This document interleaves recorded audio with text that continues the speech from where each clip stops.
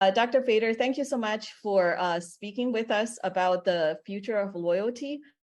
Really happy to have you here. It's the second time Loyalty Science Lab has talked to you, so very much appreciate your time. And I hope it's not the last. I got lots to say on it, and I appreciate everything you're doing, both your own work as well as the way you spread the gospel about what other folks like me are doing. So I really do appreciate the opportunity. Thank you. Thank you. I'm going to go ahead and start it with something that I know you are very passionate about. You have been a very long-term advocate for the idea of customer centricity, and you have actually published 2 books about it. Wanted to ask you, like in a nutshell, what does it mean to be customer centric? What is that like? What does a customer centric business actually look like? Yeah, those are really unfortunate words because too many people get the impression that we love every customer. We are going to be centered around No, that's not what I'm talking about. So the title of the book, Customer Centricity, is kind of ambiguous and potentially misleading. It's the subtitle of the book, Focus on the Right Customers for Strategic Advantage. That's what we're talking about, which really means a couple of things. Number one, not all customers are created equal. And while everyone would acknowledge that, they rarely do it carefully and they rarely use it to drive decisions. But the idea that there's disproportionate differences among the future value of our customers, to me, that's the opportunity for growth. That's the opportunity for differentiation. Is figure out who those best customers are. And not that we're ever going to ignore the so-so customers, but to align much of our business around the wants and needs of those really valuable ones in order to achieve the kind of growth that we wouldn't get if we just treated everybody the same. And then finally, that these differences across customers, it should be of great relevance not only to the people in marketing, but across the organization. It's just really, really important, knowing that it is customers that bring us revenue. It's important for everybody, finance, accounting, supply chain, talent management, you name it, to recognize these differences and align their own practices to best acknowledge and take advantage of them. That's what we mean by customer centricity. Excellent. So from that perspective, where do you think businesses are? Are a lot of businesses actually engaging these kind of customer differentiation, focusing on the right customers? And where do you see, business that might have done really well, and what are some of the areas that they need to really make an improvement? Okay, so let's focus on the good news and the bad news. The good news is that as a whole, the progress that I've seen kind of across sectors and within certain sectors, compared to when I was first writing these words down 10 years ago, it's incredible. It's kind of dream come true. It's amazing how many organizations are acknowledging the difference across customers and wanting to realign themselves, as I mentioned. And part of the amazingness of it is the breadth of companies and sectors. So it's not just retail, it's not just e-commerce. We're seeing a lot of it in B2B. We're seeing a lot of it even in areas where it's potentially awkward to do this, like healthcare delivery and nonprofits. So as a whole, people are starting to wake up and understand these issues. That's fantastic.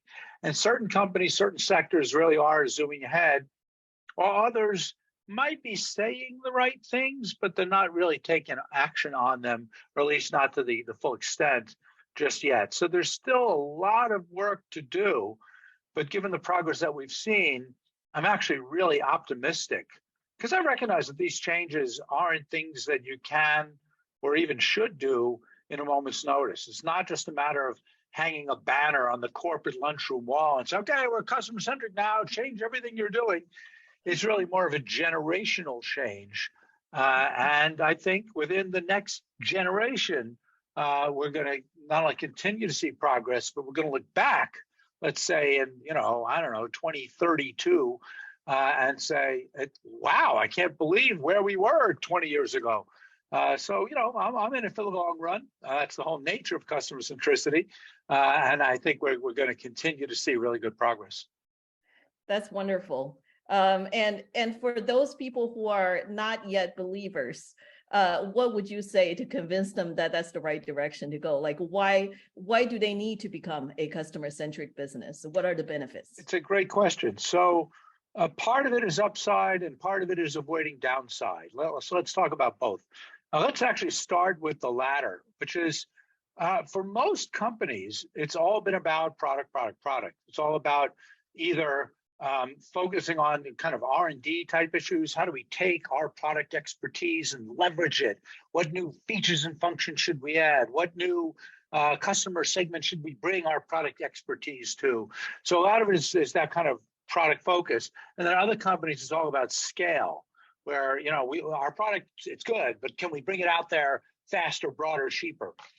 Those two approaches, there's nothing wrong with them. I'm not going to be critical of either one, except to say that the opportunities for breakthrough growth on either of those dimensions are considerably limited today compared to what it was like 20 years ago. Because 20 years ago, it wasn't that hard to come up with breakthrough new ideas. We could sit around and do some brainstorming and come up with new features, new audiences, new capabilities, or as we were just starting the whole agile movement, ways that we could become even more efficient. But today, I guess for kind of good reasons, our ability to succeed on either of those dimensions has pretty much plateaued. And there's only so much further we can do in terms of kind of pure innovation or pure scale. And it's not enough just to sit around and do a design thinking exercise, or it's not enough to do a Six Sigma implementation, that the returns on those kinds of activities, I'm not saying you shouldn't try them, but the returns you'll get on those initiatives are much more modest than it was 20 years ago. So part of it is more desperation, that if you want to find the kinds of growth that your stakeholders demand, you need something new, you need something different, you need something that you haven't fully explored and exploited yet. And that takes us to the opportunity side, that more and more companies are realizing that the way to grow is to lean into those high value customers. And so some companies are doing it from a position of strength. Some of your listeners might be aware, I commercialized a lot of this work through a company called Zodiac. And then we sold that company to Nike. And Nike has been and still is doing very, very well. And so for them, it wasn't desperation, it was opportunity. And it's wonderful to see how buying into these kinds of analytics and mindsets and practices has helped take Nike to even higher heights. And that one story, our selling lifetime value company to Nike has opened up so many other companies' minds to say, wait a minute, if Nike did it, then we should be doing it too. And so it's nice to see a lot of companies doing it because they should, as opposed to a lot of companies doing it because they have no choice. And so desperation or opportunity, you take your pick. A lot of companies are starting to move in, or at least talk more seriously, make investments, hiring people in this kind of direction, because it is the future. Yeah, absolutely. And congratulations on the acquisition, by the way. Thank you. No, it was very gratifying. And again, not only in terms of what it meant to me personally, but the validation for the methods, for the strategies. And that by itself was probably more impactful than anything that I personally have said or done over the past couple of decades. Yeah, definitely. And more recently, you have been championing a new framework, partly related to, the customer centricity idea, is to look at customer-based corporate valuation framework.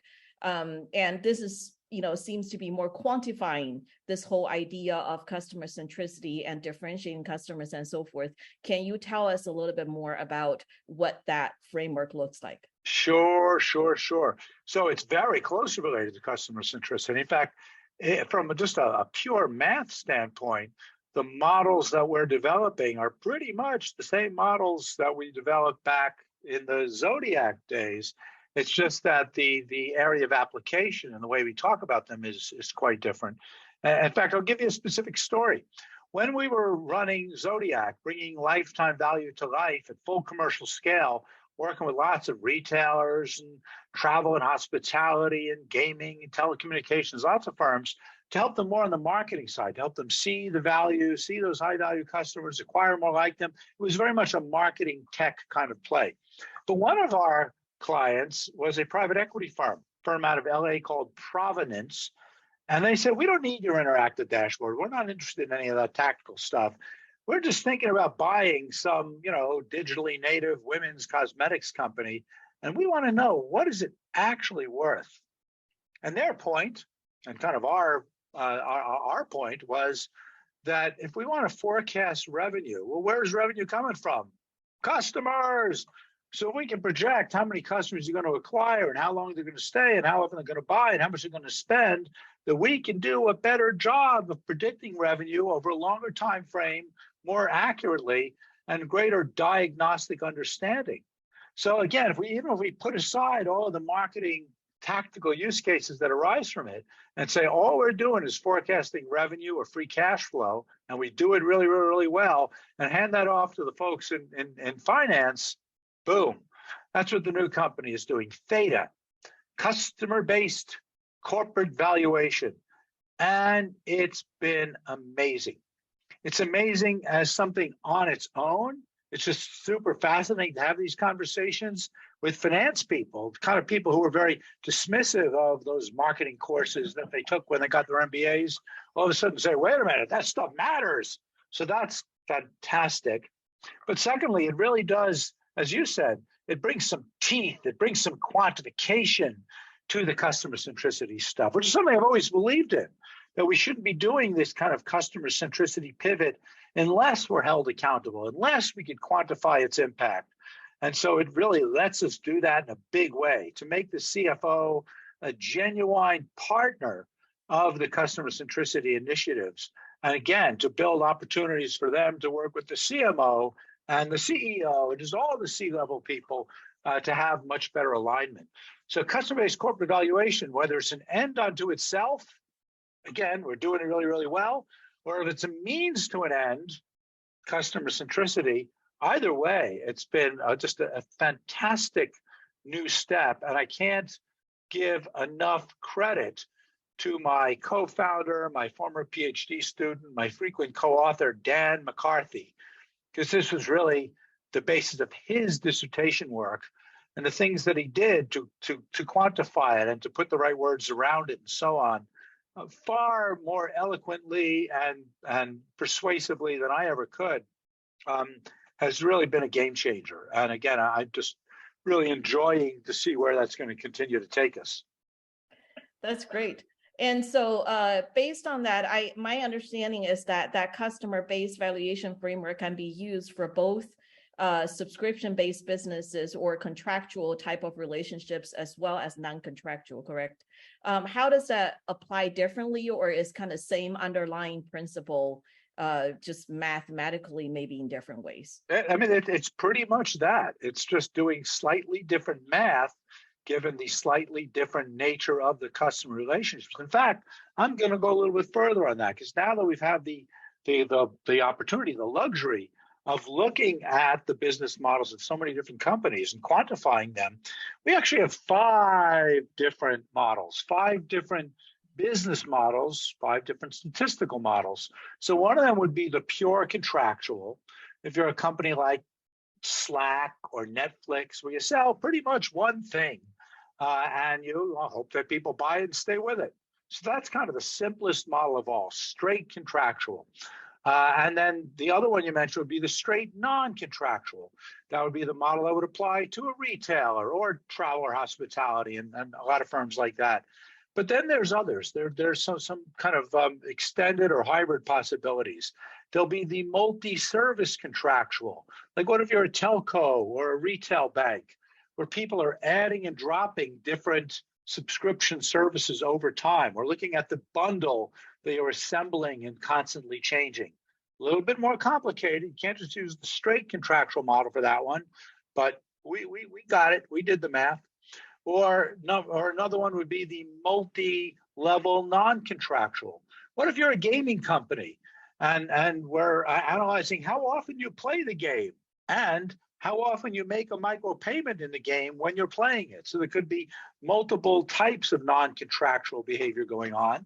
And again, that can apply more broadly. And then the last one would be the hybrid model, something like Amazon Prime or a local gym, where you have the contractual element, you have to be a member, but the way we're really making the money, in addition to the membership fees, would be the discretionary ways that you're using the product or service over time.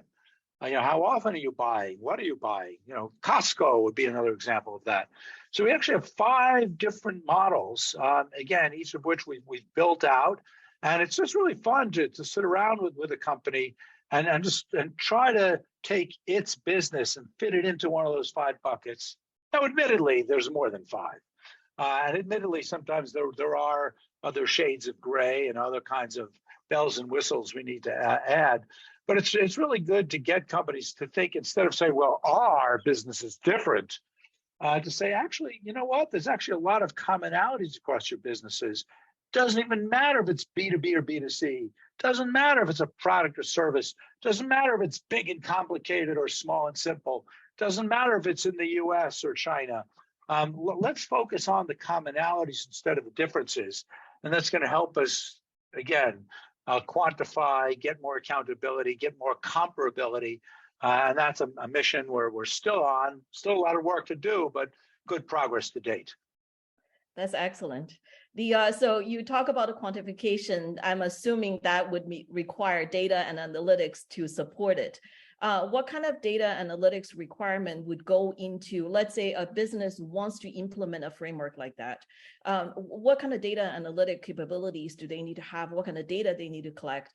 And going into what we do here, with loyalty related, any practitioners working in the loyalty industry, what can they do to support that? Yes.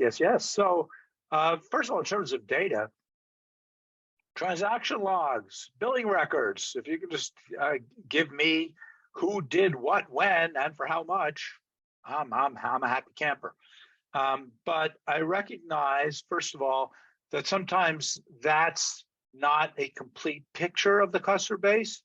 You might have people buying with cash, or for other reasons that we can't tag and track them. We might have issues with householding, that we have different people making purchases, and sometimes it's hard to connect them. We might have differences between the person actually making the purchase and the person who decided to make the purchase or who uses the product. So there's going to be all kinds of complications on the data side. Sometimes even, no matter how detailed your transaction logs are, sometimes they're not quite complete. So sometimes we need to augment that with third-party data, such as credit card panels or surveys and so on. And then there's situations where, for a variety of reasons, where we can't get access to all of that granular data. There might be either issues with the ability to share it, legal complications, just whatever. So sometimes we're forced to use just rolled up aggregate data. Once again, big shout out to Dan McCarthy. In a lot of my research, I've always wondered about how little data do we need? And I've always spoken about ever more, compressed, limited data structures. Yeah, we can still run our models. Part of Dan's dissertation took that to a crazy extreme, that if we can get companies to disclose aggregate metrics, no granular customer level data at all, which aggregate customer metrics would be adequate for us to then reverse engineer and run the same kinds of models that I referred to a few minutes ago. And so, of course, the answer is it depends. It depends on which of those 5 kinds of business models you're in. Obviously, it's going to be quite different if you're in a discretionary setting like a retailer versus in a contractual setting like a magazine. So it's going to be different kinds of metrics, but to figure out what would be the appropriate metrics for each of those business models, and then being able to do the math to turn those very limited disclosures into the rich behavioral stories. That's the kind of stuff that we do for a living. It's really fun from an academic standpoint to unravel each of those puzzles. And then from a commercial standpoint, to help companies realize the full value of their customer base and the actions that they should take as a result of that. Yeah, and I think having the flexibility of both granular data as well as aggregate level data to be able to implement a framework is really important, because obviously different businesses have different data capabilities and the amount of data they actually capture. That's right. And I want to really emphasize that point, that whether we have the granular transactional log data or the rolled up aggregate data, we're going to run the same model. Yeah. We're going to still project acquisition, retention, repeat purchase, and spend the same way. It's just that we have to do a little bit more math to figure out how to take that data and kind of jam it into the models. So we're not doing what a lot of people in data science and machine learning are doing, which is, tell me what kind of data you have, and then I'll figure out what kind of model to run. No.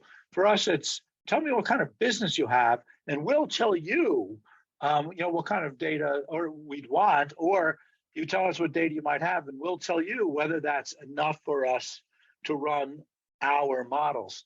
So we're actually pretty rigid about the models that we run. And I think that's good. I think that's really good, because again, it's going to enhance comparability. It's going to enhance robustness. We're not making stuff up each and every time. And you really want to be very, very disciplined about the way we do this. So whether it's aggregate or disaggregate, we're a hammer looking for nails. But the nice thing is we can hammer different kinds of nails, or something like that. Yeah, definitely. So earlier you had mentioned that, one of the big difference in this framework is you're crossing over more to the finance area to help, companies' finance department to understand, that customer asset growth potential and all of that. There was actually an interesting conversation in the recent Loyalty Summit conference. And the panel was basically discussing how do you get CFOs, the chief financial officers, to support or be more behind loyalty initiatives. Do you think that because now you're speaking, kind of connecting the marketing language with the finance language, do you think it's going to help for loyalty initiative to get more support from finance? Yes, but we have to be careful how we do it. So the answer is absolutely yes. And I look at the conversations, again, that I've been so fortunate to have with CFOs of, big, giant, leading companies, whether it is Facebook or Costco or Nike and plenty of others. They're willing to talk to me, a marketing professor, about some of the issues they're facing. So it's clearly working. But here's the key. And once again, I have to come back to Dan McCarthy. You see, a lot of people in marketing have wanted to build this bridge, have wanted to win over the CFOs. But sometimes we've been, and I'm saying this, I'm as guilty of this as anybody. So I'm not kind of looking down on anyone. But sometimes we're a little naive about it. And we go to CFOs and we say, hey, CFOs, you're doing it all wrong. You got to be thinking about the customers, and you got to be using our metrics and frameworks, and you got to value the brand, and you got to, and that it's kind of insulting and ineffective to do that. So the key is for us to figure out how to make our marketing stuff work within their language, within their frameworks. So for a CFO, it's going to be all about discounted future cash flow. And so we just need to kind of adapt their mindset and figure out where our marketing models and metrics can help them do their thing better. And again, it was an amazing education from Dan to kind of teach me what to say and what not to say. I'll give you a specific example. So in book number 1, again, this was originally written 10 years ago, but then I rewrote it 2 years ago. And what I decided to do is I didn't want to rewrite it. I wanted to preserve the old words as a time capsule to say, this is what I had been thinking about 10 years ago. Here's what I'm thinking about now. And here's why I raised that point.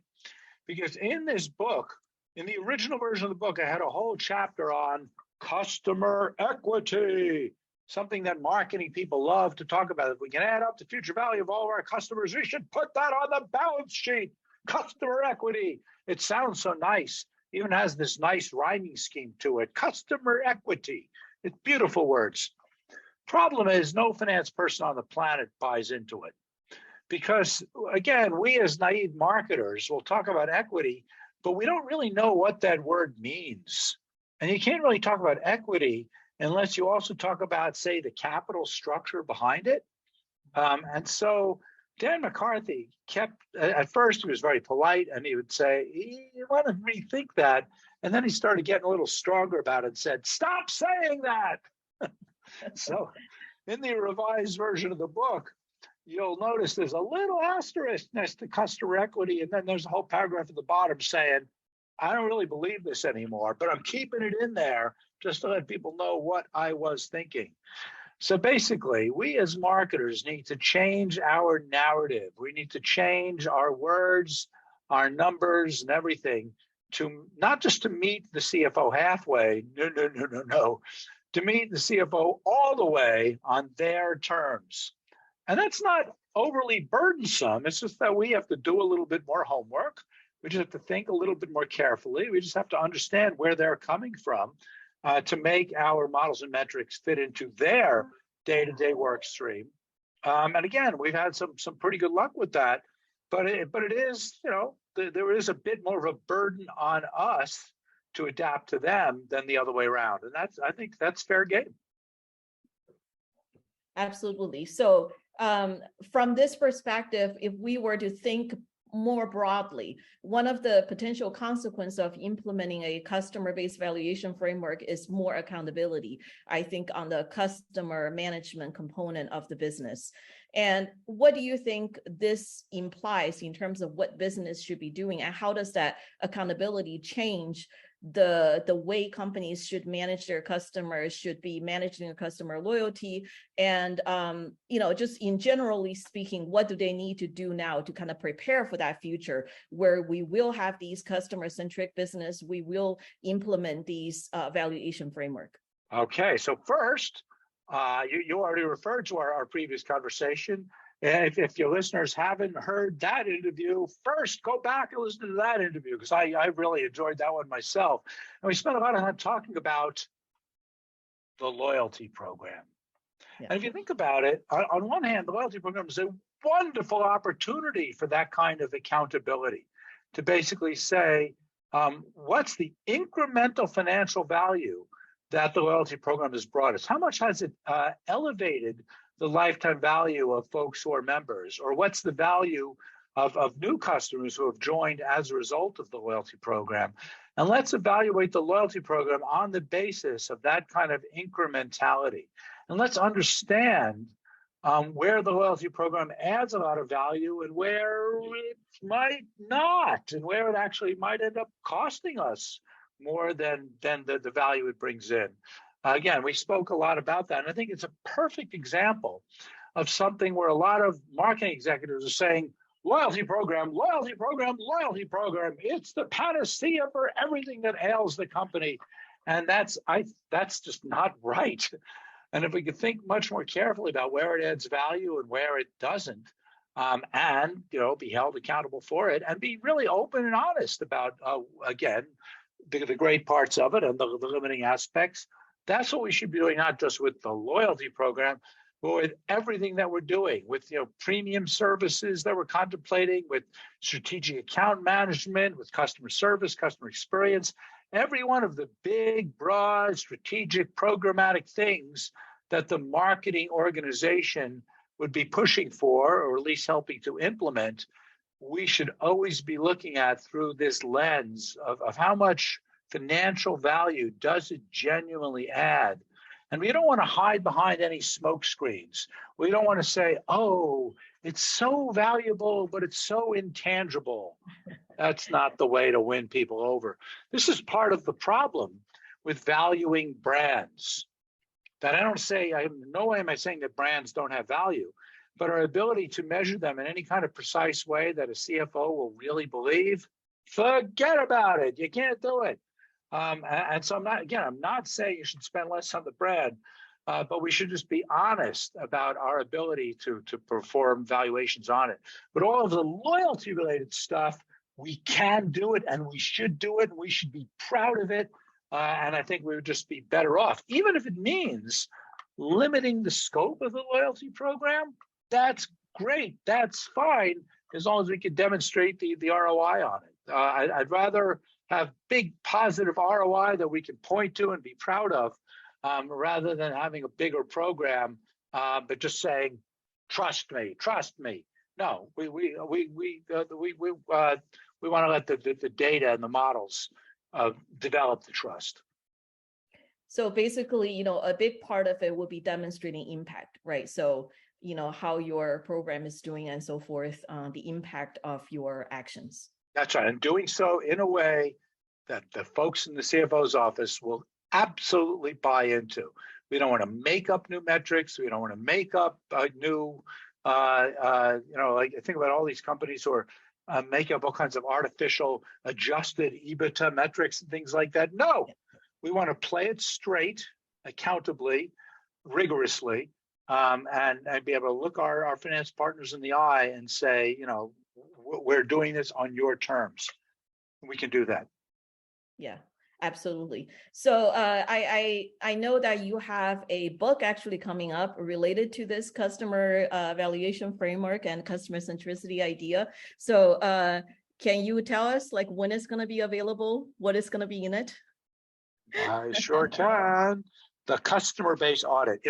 In some ways, this is the missing link. I love this thing, and I wish we had written it long before, because again, I don't know if people can see, but the kind of subtitle of it is the first step on the journey to customer centricity. In some sense, this is a prequel to the other two books, because before we do any of that customer centricity stuff, don't just take my word for it. First thing I want you to do is to look at your data, look at your customer base. And before we even do any kinds of models or forecasts or lifetime value, let's look purely at the historical data that you have, and let's look at it the right way, just to understand the nature of the customers and how they differ from each other and how they're changing over time and so on. Let's do it purely on a historical basis. And once we see those patterns, we look at them the right way, that's going to really drive us to do all of the customer centricity stuff. So on one hand, it's a natural prequel to all of the customer centricity work. And likewise for CBCV, for customer-based corporate valuation. This is something we've been at Theta, we've been doing with a lot of companies for a long time. Before we calculate all the lifetime value, we first basically do a customer-based audit. We first do what we might call a historical dashboard. Let's just see how much gas is in the tank, how much value already exists before we do any of these projections. And it's a really useful exercise all by itself as a stepping stone for CBCV or for customer centricity. And so that's part of it. It's just kind of a necessary ingredient, a necessary platform that we want to build on. But secondly, as the name implies, the customer base audit, we want to do marketing in an auditable manner. So whether it is the loyalty program or the customer experience campaign, and we want to understand what is the incremental value it brings, we need to understand, well, how much value was there before we did it? And doing this kind of customer-based audit on a regular, let's say quarterly basis, instead of just doing it every once in a while because we're curious, to, again, bring in that kind of regularity, that kind of consistency, will be really, really valuable. And I'm so pleased, even though the book, it won't formally be published till November 1st, but there's been tremendous interest in it from a lot of really high-level people. A lot of CEO types have already been commenting on it and clamoring for it and saying, hey, can you do one of those audits with us? So there's a real need for this kind of thing.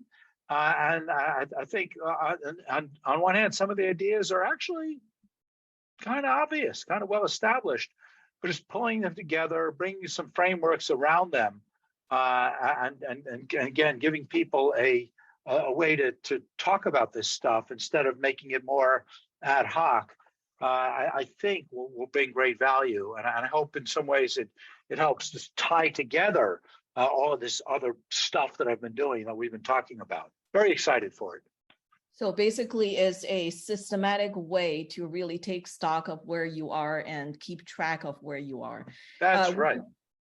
Would you say this is the something that's to be implemented by marketing, by finance, or kind of more of a joint effort in between those two? We want this to be a C-level, because the issue is that a lot of this stuff already is going on, again, on a piecemeal basis by the folks in marketing or by the folks in finance. But if you, one of my favorite stories in the book is we were doing a project with a big car rental company, and we had the whole senior executive team with us. And simple question. We're just trying to get going on the project. How many customers do you have? They're all looking at each other. And then one of my colleagues said, "Well, how many cars do you have?" And with one voice, they all knew 432,671. And the CEO literally pounded the table, saying, "This is unacceptable. We don't make money from cars. We make money from customers." And so we have to know how many customers we have. And so part of the problem is that these analyses do happen at a low level, again, in an ad hoc way. But we want the high level people to be asking these questions and having the answers at their fingertips. And I think that's going to be the breakthrough, is when CEOs can actually talk about some of these customer metrics and not just be prepped for them because they have an investor day presentation coming up, but on a day-to-day basis, or knowing what questions to ask, knowing how to interpret the answers, knowing what actions to take as a result of it. That's what we're looking to do. That's wonderful. I pre-ordered the book and look forward to reading them. Yeah, and I'd be delighted. Maybe down the road we get a whole separate conversation about the nature of the customer base audit and some of the early reactions to it. Absolutely. That would be wonderful.